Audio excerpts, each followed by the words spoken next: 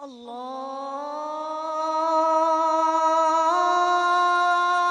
اکبر اللہ۔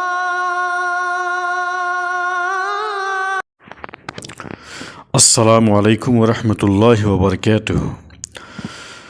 Dear viewers, ناظرین، اللہ تعالیٰ آپ لوگوں کو اپنے حفظ و امان میں رکھے۔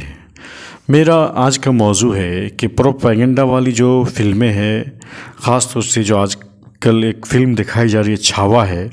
چھاوا ایک پروپیگنڈا والی فلم ہے جو لوگوں کے درمیان نفرت پھیلا رہی ہے اور غلط معلومات پیش کر رہی ہے، تاریخ کو توڑ مروڑ کر کے پیش کر رہی ہے۔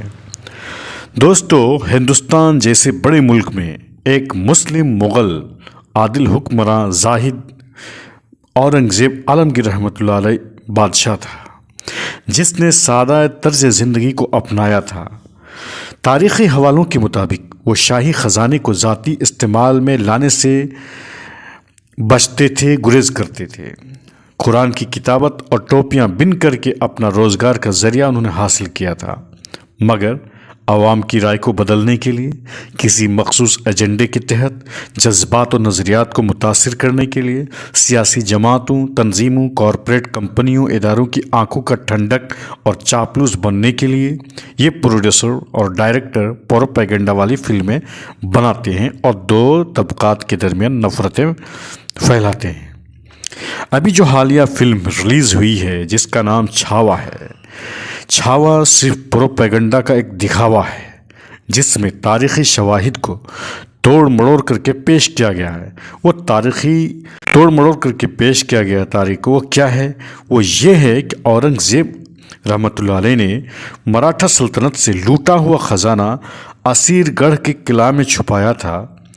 یہ اسیر گڑھ جو آج کل کے مدھیہ پردیش میں واقع ہے۔ سامعین، مراٹھوں کے قبضے سے پہلے اور بعد میں بھی یہ قلعہ ایک دفاعی چوکی کے لیے، ڈیفنس کے لیے استعمال ہوتا تھا۔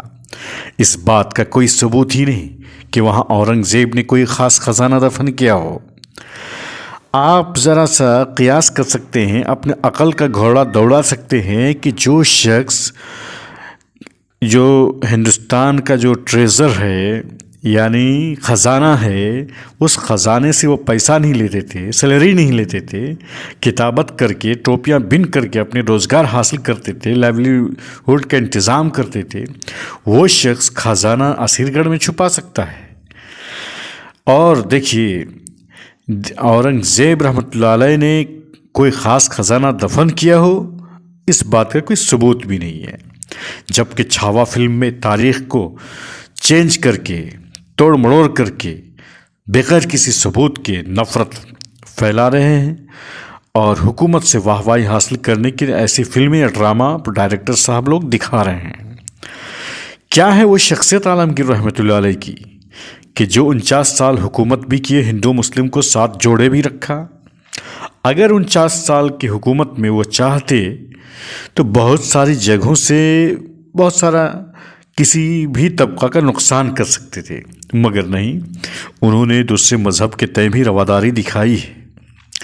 ارے پازیٹیو چیز تو یہ ہے کہ زندگی میں بھی فائدہ پہنچایا انہوں نے، اور موت کے بعد بھی لوگ چاہ رہے ہیں، یہ صرف نفرت پھیلانے کے لیے کر رہے ہیں، جس کو سرکار پر اہم عہدے پر فائز شخص بھی پروموٹ کرتے نظر آتے ہیں۔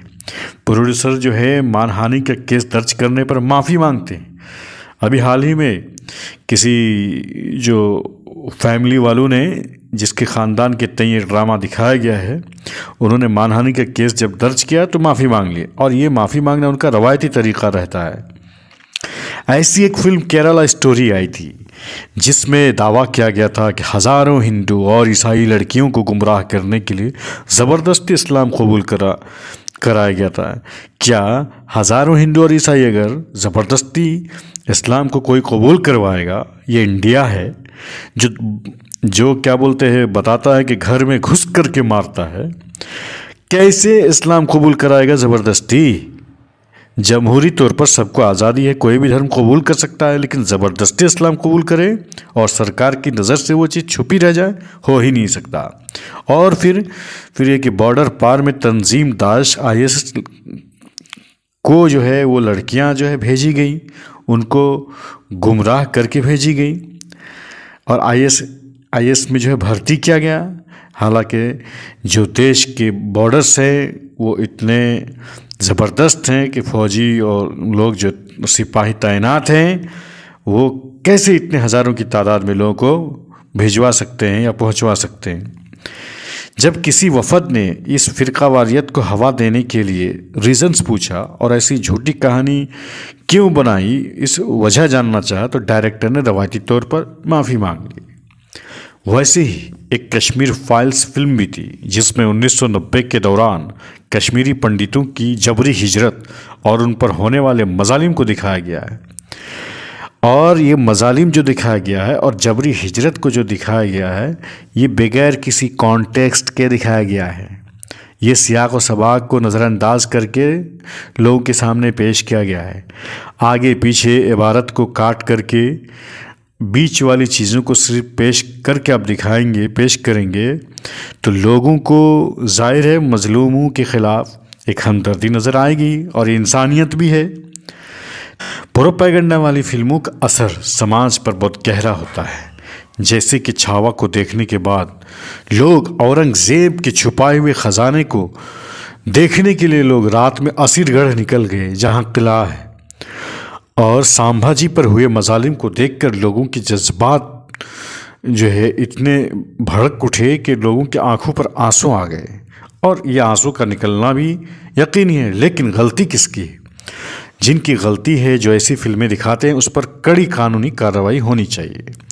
ایسی فلمیں جو ہے چھاوا جیسی فلمیں مخصوص نظریہ کو فروغ دیتی ہیں اور دیش میں نفرت پھیلانے والے جو فسطائی طاقتیں ہیں اس کو بڑھاتی ہیں، جو دیش کے لیے نقصان دہ ہے، اکثریت طبقہ کے لیے بھی جو ہے لاس ہے اور اقلیتی طبقہ کے لیے بھی اس میں منفی پہلو ہے۔ ایسی فلمیں مخصوص گروہ اور مذہب یا قوم کے خلاف نفرت اور تعصب کو بڑھاوا دیتی ہیں۔ حکومتیں اور ادارے اپنی پالیسیوں پر عوامی حمایت حاصل کرنے کے لیے ایسی فلموں کو استعمال کرتی ہیں، جذباتی مناظر کو دکھا کر کے لوگوں کے جذبات کو بھڑکاتی ہے۔ مثبت کے بجائے ایسی فلمیں منفی اثر ڈالتی ہے جو ہندوستان کے جمہوری اداروں کے لیے اور پبلک کے لیے بہتر نہیں ہے، کسی بھی طریقے سے فائدہ مند نہیں ہے۔